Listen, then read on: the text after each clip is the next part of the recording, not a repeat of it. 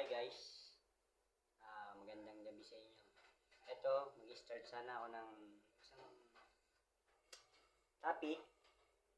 Not really topic, pero pwede natin gawing 3 topics. Kaya po 3 topics, pwede natin gawing kwela ang word na topic. So, di-discuss natin yan later on. So far, pakilala muna ako sa inyo. Ako nga pala si Ronz11. So, I think remember ako sino yung mga nakakapag-follow na sa akin, nakakapag-like. So, inulit ko, Ronz11 is here. Ang pag-good vibes lang po. This is for entertainment. And then, samahan natin ng konting knowledge, experience, or so on and so forth. So, pwedeng kahit ano ang maging maisip natin kung ano itong content natin.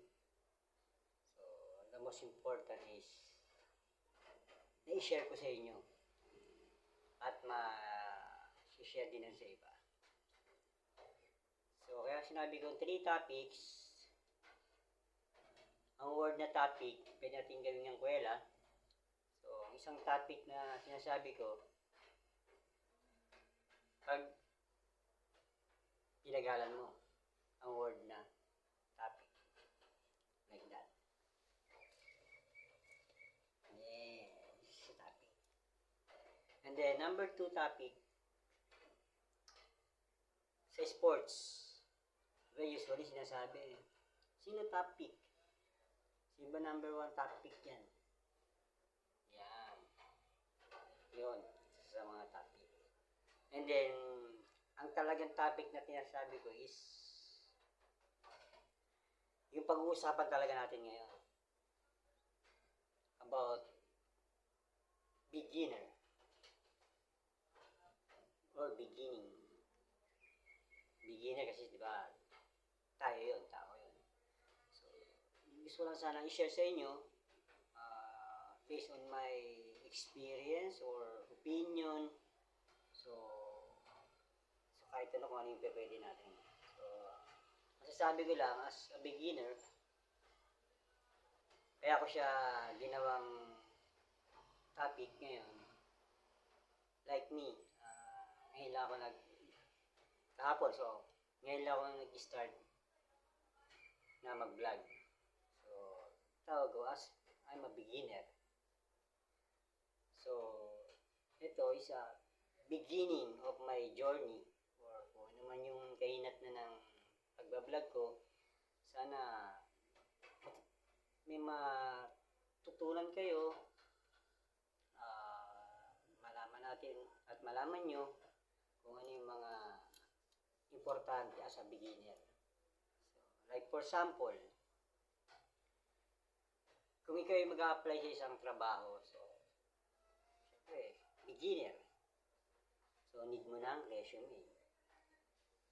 So, merong resume na or bio date anong araw na gusto mong fill upan, pero meron kang isang word na hindi mo siya maintindihan kasi nga beginner ka eh.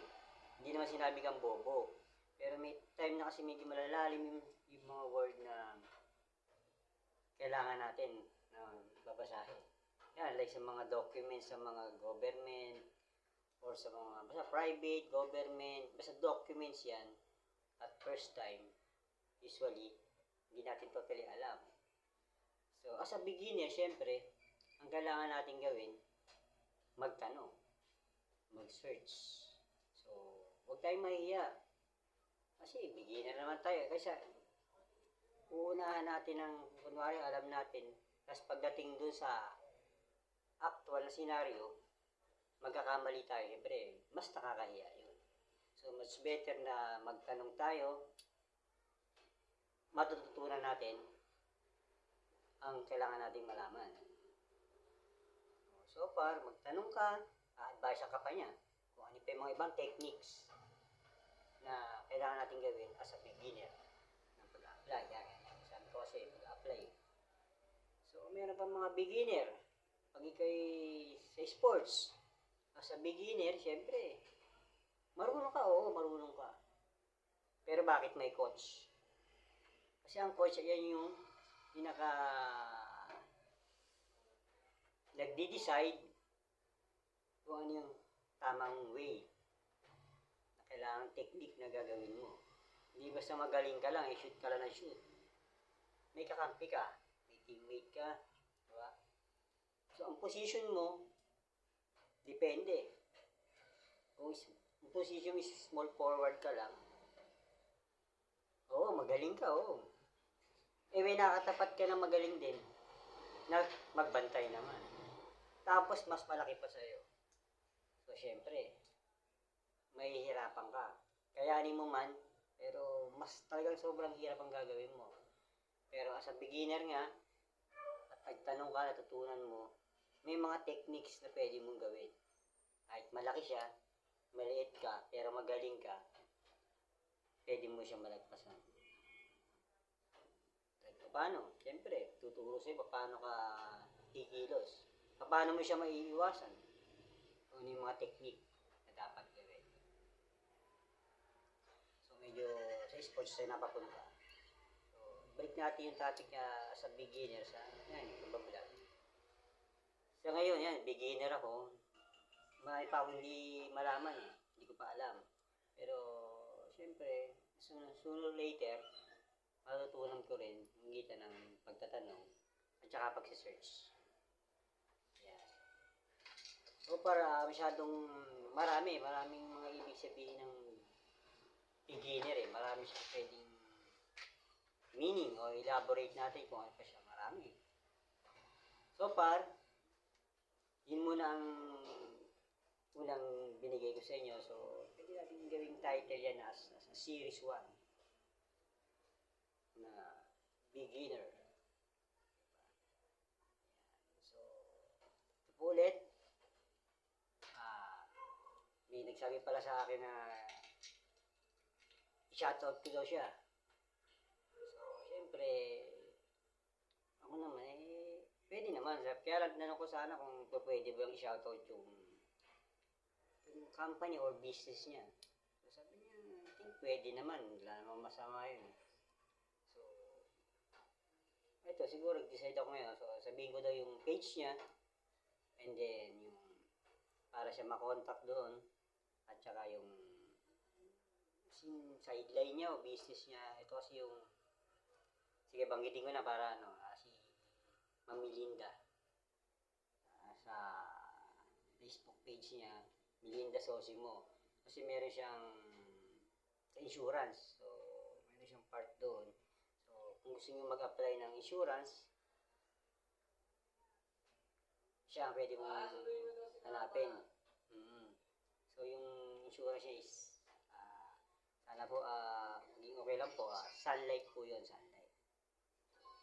Yung naman is, lahat naman insurance maganda. So, kanya-kanya na tayong choices. Na ganyan. So, yun ako ni Ma'am. So, isa pa rin, papashoutout din sa akin. Yun, si Jessie J. Sabi ko, sige, shoutout ko kayo, shoutout. Yung the rest, yung iba niya pa saka naman sila. So, yun muna nag-request sa akin. So, sabi ko, sige. Meron pa ako isang word na gusto ko na ito ang sasabihin ko sa inyo. Wag lagi start o ending ng topic natin. So, yung ako laging binabanggit, just relax and enjoy. And then, ito ang binigay sa akin. Kung mahal mo, i-ron si 11 mo. Right? Sige, thank you.